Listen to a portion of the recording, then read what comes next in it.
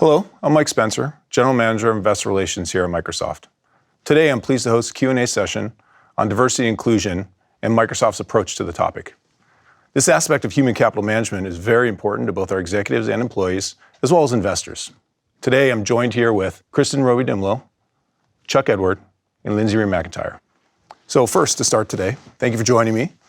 I'd like to talk a little bit about kind of what Microsoft's broader approach is and what our goals are around the topic and the subject, and how do we measure it and talk about it externally. Thanks for asking the question. For us as a company, our goal is really progress at all levels of the company. And so we're being transparent about the representation data from our retail stores all the way through our executives. Mm-hmm. We are providing, greater fidelity on managers and employees because we know that it's important for every employee to know that they can succeed at Microsoft. In terms of sort of what success looks like, we don't have a finish line, right? We know that the employee populations will evolve and the conversation is constantly changing. But we hold ourselves accountable to making progress on all of the hard measurements that we have, particularly around demographics of racial and ethnic minorities in the United States and women globally, and also making sure that we are measuring the inclusion side of the equation. And so we ask our employees on a regular basis how they're feeling about the work environment. We have questions embedded in our all-employee survey that we do annually. We also post them. We also have additional listening systems through engaging with our employee resource groups and other focus group conversations. So we're trying to keep our hand on sort of the hard data, but also stay connected to the broader inclusion equation because we know that it has to be both. Got it, great. So, and if we think about, how we execute on the day-to-day, how do we go about incentivizing and ensuring our managers and our executives are achieving what we want them to achieve and more importantly, doing it with the employees?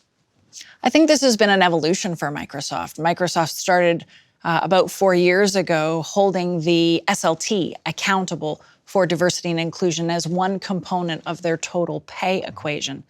But we know that this work can't be done by the SLT alone. We're a large organization and we want every employee to feel like they have a role to play. And so in 2018, we invited all Microsoft employees to have a diversity and inclusion priority as a part of our performance management conversations with managers, so that managers knew what employees were doing, so that employees could learn from ongoing manager conversations on how they as individuals could progress their diversity and inclusion journey as individuals, understanding that if each one of us is making an effort, collectively we will all get better.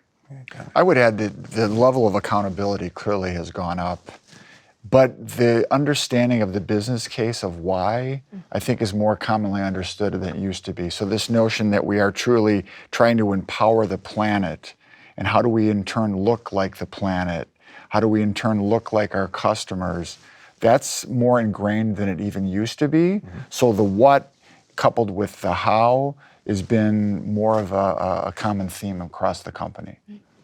I'd also say, in addition to performance and showing the business case, I think we've done a lot more with training, both in terms of setting expectations for managers about what it means to be a great manager. And we've come up with the tagline, model, coach, and care for managers. But also, Lindsay-Rae and her team have done an awesome job of putting together really sort of state-of-the-art diversity and inclusion training, which touch on concepts like allyship and covering, which is, kind of the next step beyond unconscious bias. Great. So when we think about Microsoft's commitment and programs around diversity and inclusion, obviously top of mind for investors will be, help us connect this to performance and results and how do we see it come to life day to day in Microsoft's performance and earnings.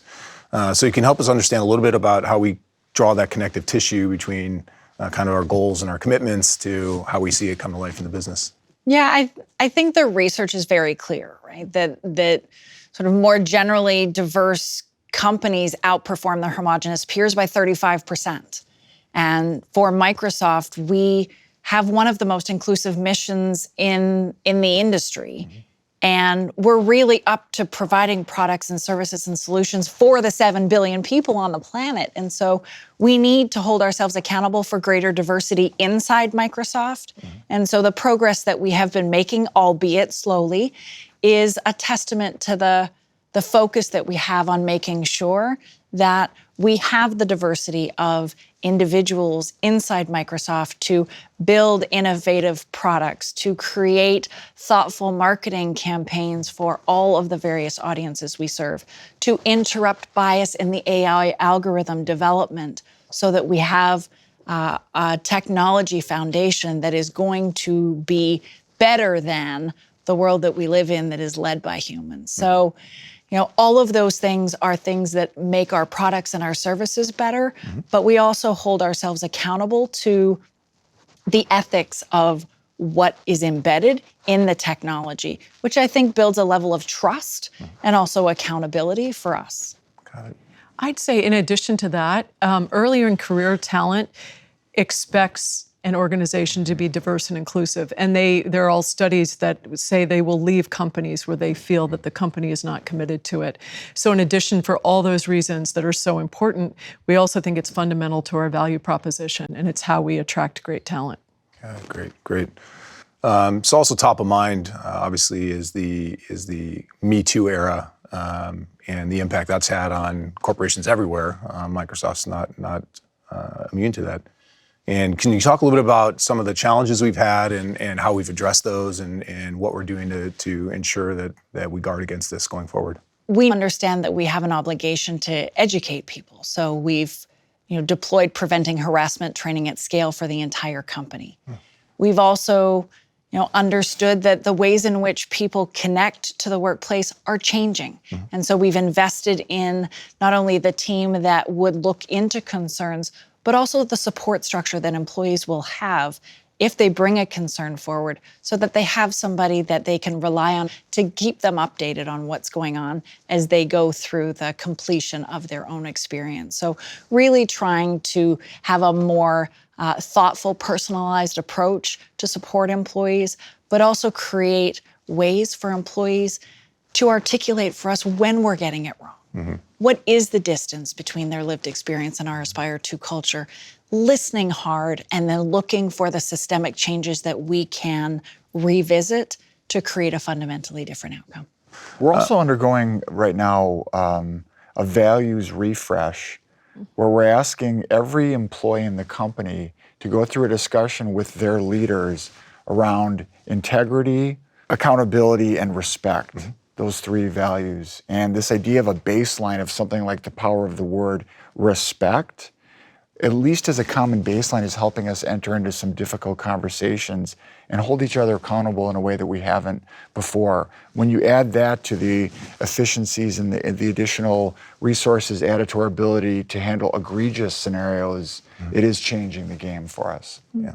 And if you layer in what Kristen was talking about, what we're really trying to do is dial up the ways in which we not only treat one another, but the ways in which we talk to one another.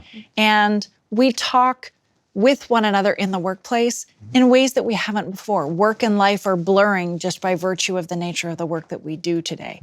And so creating a daily rhythm, some skills to work on, some behaviors and habits to change are really what is, what will change the microaggressions, and just understanding that, whether we want to admit it or not, exclusion is something that many of us do unintentionally. It's how societies have existed for centuries. And so just creating the rhythm to capitalize on the growth mindset, learn, embed some new skills, and keep trying is so important to the momentum of the evolution, as opposed to trying to do something performative that isn't going to stick. Got it. And if I think about diversity and inclusion a little bit more broadly, are there a couple examples that you could call out on whether it's how we recruit, who we recruit, products, how we approach R&D? Is there anything specific that you'd like to highlight for our investors to be aware of? I think one really terrific thing we've done in Chuck's org is this notion of screening in talent. And they did a phenomenal training called Inclusive Hiring, and we've all taken it. And it's really sort of gotten us just to, as Lindsay-Rae was saying, it's almost human nature sometimes if you don't check your assumptions. And so this idea that, hey, you're leaving really good talent behind, you have to think differently. I think that's had a great effect. I agree. I mean, I think the screen-in notion is really, really empowering. And again, what it means is, why can't someone be qualified is not the right way to think about it. Is why can they be qualified? How do we hire on potential? And once you get this notion of hiring on potential, you can go further and further up the pipeline. Interns, apprenticeships, non-traditional degree types, folks that are going to be in our pipeline for years to come. That really, really helps. But I'll also give you like a really specific example of trying to take bias out of the system. We used to have within our interview feedback tool this idea that once you interviewed somebody, you would enter hire or no hire. And we could all see that before we interviewed the next person or the next person interviewed the candidate. Now that's private. I have to make a call on, do I think that person is a great hire for the company? I enter the feedback, then someone else can see it after the fact. And it's a real simple thing that we did, but we really feel that we're reducing bias in our tools as an example as well. Lindsay-Rae? I think that, part of what is really cool about what's going on is that we're creating ways to embed our commitment to diversity and inclusion into the stuff that we build, into the innovation. So if you think about, the Xbox controller or the innate technology that's been built into Teams right from the very beginning of captioning and the blurred background and, the ability to chat on the side and use, GIFs and other things and have the screen readers be able to access the technology instantaneously. It's that kind of experience that makes the commitment real.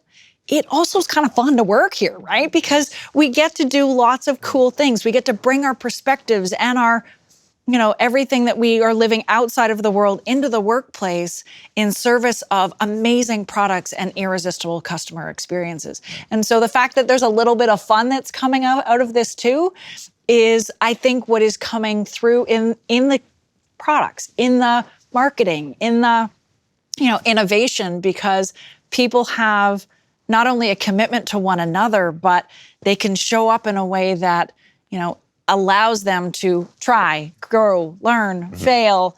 And it just, at least for me, I see so many employees really engaging and delighted to be at Microsoft and telling us that it's a real differentiator for them.